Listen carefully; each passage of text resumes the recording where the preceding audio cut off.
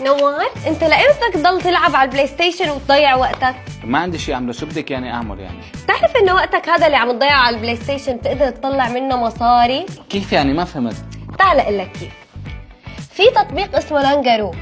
هذا التطبيق اي تفاعل منك صغير بيطلع لك تيكتس وبوينتس. ما فهمت عليك، كيف يعني؟ يعني على لانجارو اي لايك، اي كومنت، او حتى اذا بتنشر شيء بتربح نقاط وتيكتس، وهالنقاط والتيكتس بتدخلك بسحوبات اسبوعيه توصل قيمه المبلغ ل $200 بالاسبوع. انت عن جد عم تحكي؟ ومو بس هيك، كمان كل شهرين بيعملوا ايفنت ضخم، اتوقع كم الجوائز؟ كم يعني؟ توصل قيمتها ل$10,000. عم تمزحي؟ ايه ما عم امزح، وكمان سيارات ومرسيدس واودي، وبيربحوا اشياء كتير قوية. شو نزلي لي التطبيق بسرعه. ايه بس انا يا حبيبي عندي لانجارو بريميوم. شو يعني؟